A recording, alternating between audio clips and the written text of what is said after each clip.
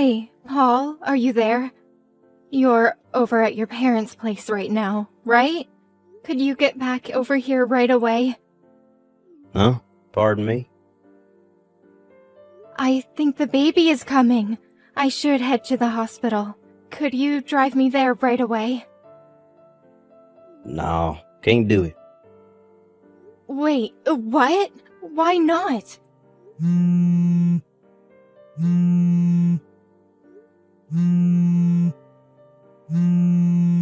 Would you just stop? I said no, for God's sakes. Why do you just hang up? I said the baby is coming. I'm having contractions. Stop bothering me. I'm not going to no hospital. How could you say that, Paul? Do you realize what this means? If I don't go to the hospital right now, the baby will be in danger. Just call a darn taxi. You can use your phone still, right? Call a cab? Are you serious? It's your child that's about to be born. How could you even say that? Why are you being so cold? I can't do this alone. Paul, I need someone by my side.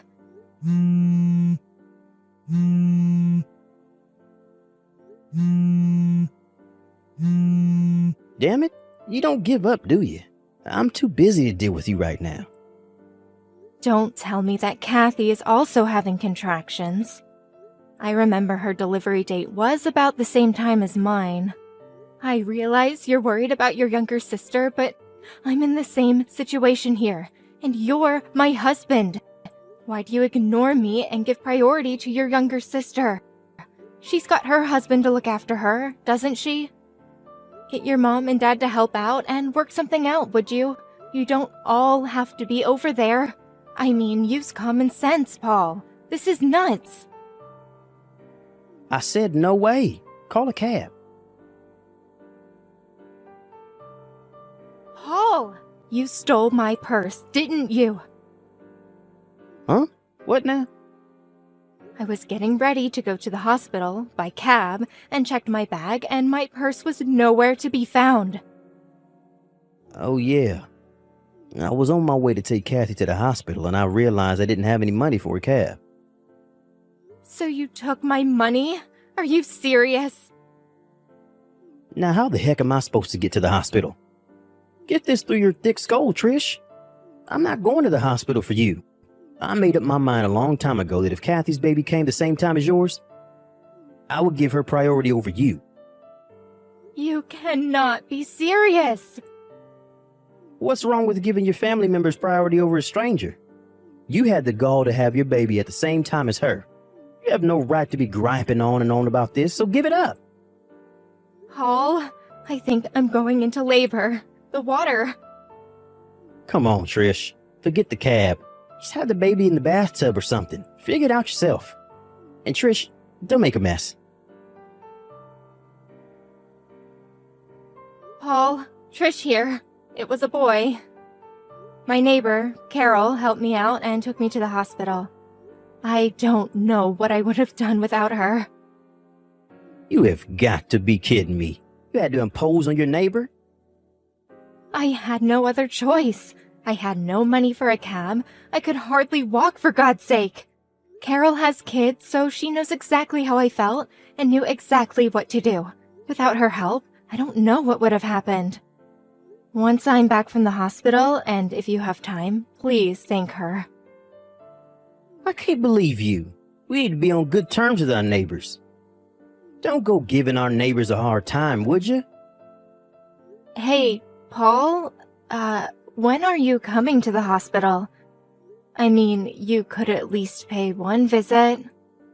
I know you're all worried about your sister, but you're a father now. Don't you even want to see your son? As a father, that's the least you can do. Sorry, but I just can't do that right now. Kathy wants me by her side. I just can't leave her. After giving birth, she's really drained of strength, not to mention her emotional state. No, I'm going to stick by her side until it gets better. By the way, where the hell is Kathy's husband? Shouldn't he be there? Pardon me? I know she's there at your parents' place, but she lives just down the street. Shouldn't her husband be there by now? Shouldn't he be the one by her side? Oh, yeah. Didn't I tell you? Guess not. She got divorced about a month ago. Wait, what? She got divorced? It seems that jerk was impotent, which meant that the kid wasn't his. Am I hearing you right? That's crazy. Well, it is what it is. So letting her have a kid all alone with nobody to rely on, it just seemed cruel, you know? As her big brother, I made up my mind to comfort her any way I could.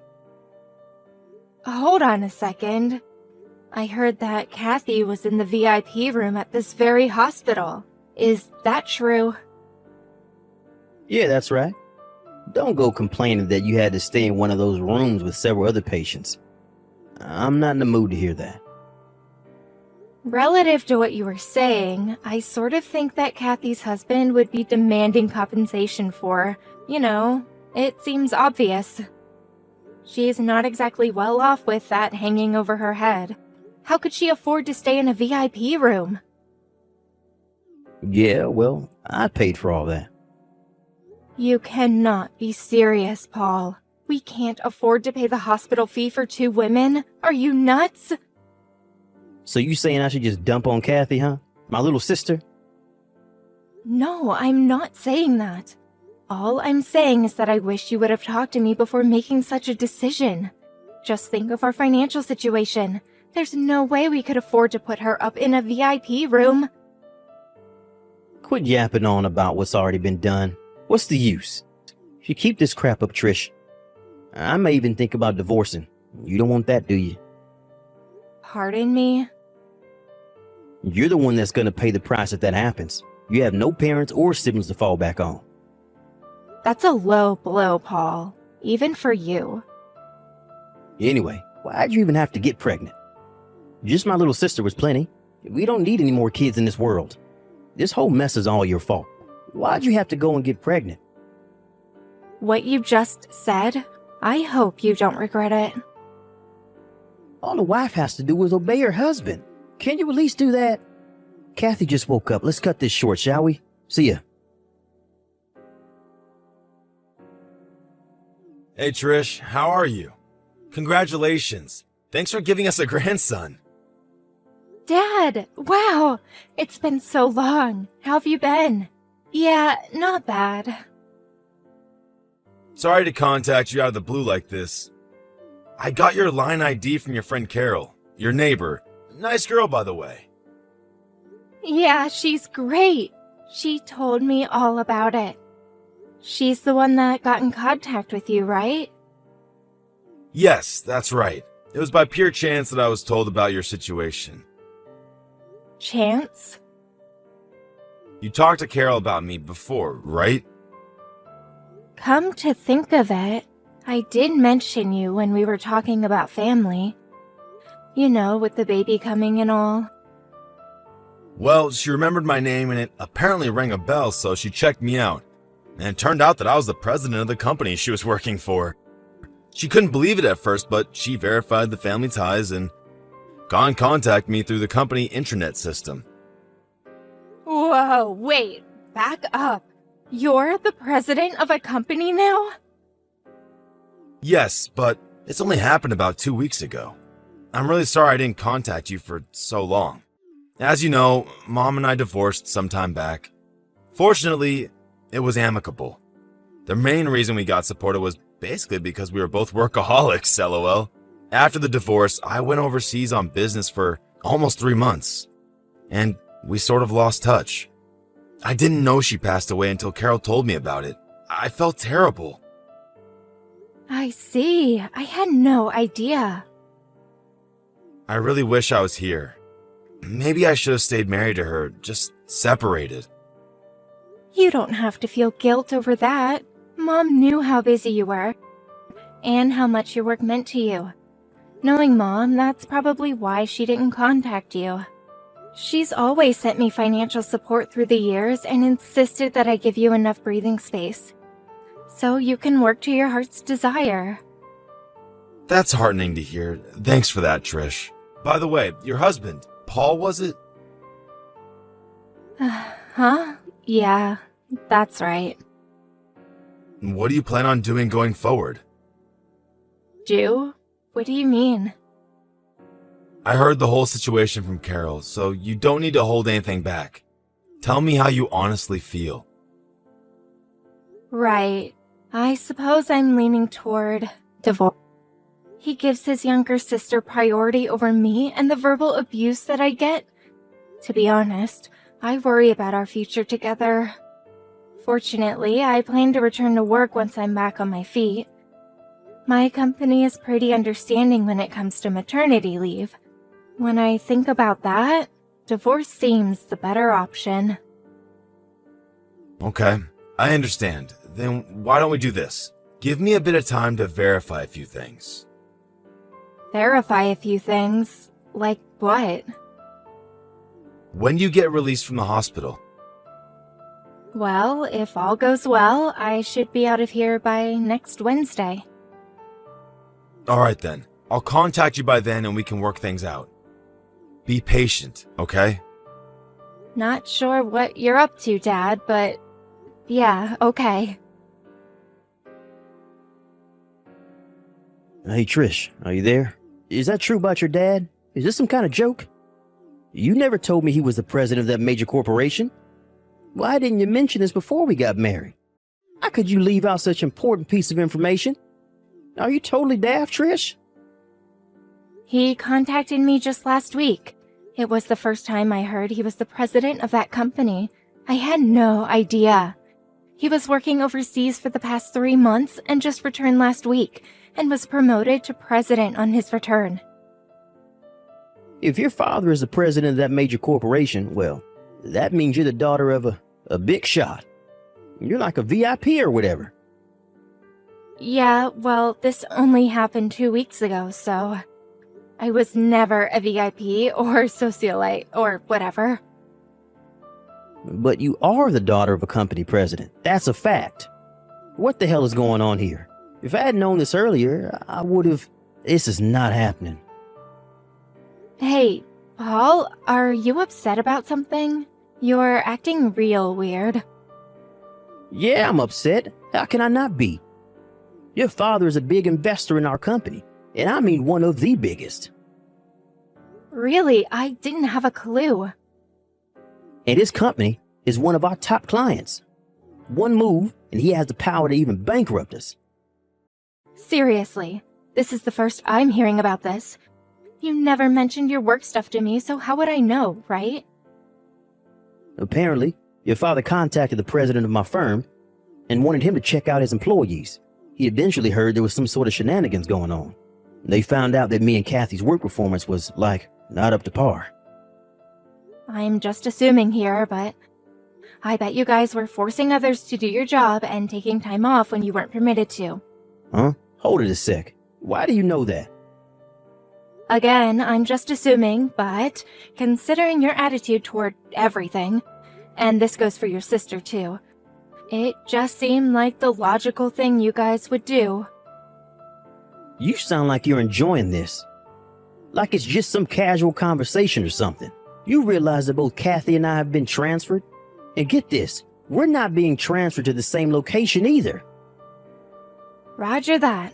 Don't go screwing up this time, Paul. Roger, what? The hell do you think you are anyways? It was all your fault that we ended up in this predicament. What are you going to do about it? I went to your father's office and had a meeting with him. I got down on my hands and knees begging him to reconsider, but your father just ignored me. This whole thing wouldn't have happened if you had just told me about your father and not kept it a secret. How could you be so devious? If you'd only warned us, we'd have been able to be more careful at work. Like I said, I haven't seen my dad in a while, and I only learned of this 2 weeks ago. How am I supposed to tell you when I didn't even know? And for your information, I had no connection to your job. You never told me anything about where you and Kathy worked or what you did.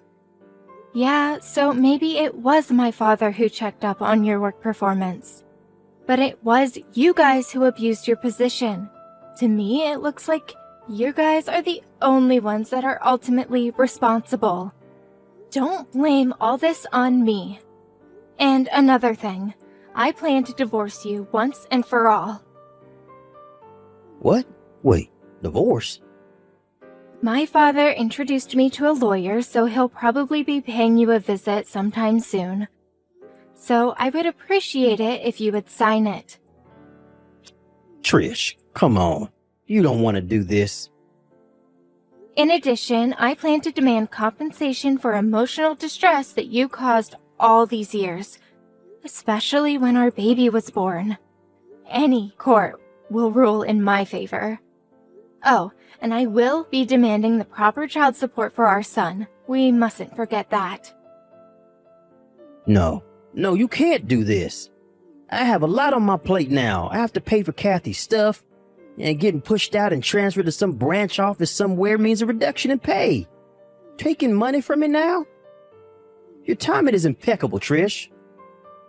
Take money, huh? Isn't that what you did to me? When I went into labor, you stole my purse. Didn't you take money from me then? You left me there to suffer in pain because I had no money for a cab. If Carol hadn't been there to help, I could have died. I need the money to take Kathy to the hospital. What can I say? That's your problem, Paul. That behavior, that thought process, whatever you want to call it, that's what's screwed about you. But the fact remains that I don't have any money. Looks like this is going to go on into an endless loop, so let's cut it short. But... Oh yeah, one more thing. You and Kathy probably didn't realize this, but your mom and dad are both on my side with this. Pardon me? When Kathy went into labor, your folks went straight to the hospital with her, as any parent would. They only found out that I was all alone at the hospital was when they got home that night. They were furious for the way you acted towards your wife. They apologized profusely. Your mom was on the verge of tears. I ended up comforting her. They were overjoyed that I had reunited with my father and agreed to the divorce without complaint. Are you really serious? From now on, I want you to go through my lawyer. Anything you need, just contact them. Please don't contact me directly anymore. You got that, Paul? Trish, you can't do this. Goodbye. My son and I moved into my father's spacious condo downtown. On the day I was to be released from the hospital, my in-laws helped me escape without Paul or Kathy getting wind of it. They also helped in convincing Paul into agreeing to a one-time payment for damages and for child support. In return, I promised them that I would allow them to visit their grandson on occasion. I made sure I no longer had any contact with either Paul or his sister Kathy. I later heard that Kathy resigned from the company due to where she was being transferred to, and that she wanted to be with her brother. She blamed Paul for their downfall and insisted that her big brother take care of her as she stayed home with her child. That brother and sister relationship is a bit too bizarre for me. I heard the three of them went living at Paul's apartment somewhere up north. Most of the neighbors think that they are a family. I find it hard to believe that they even have any friends.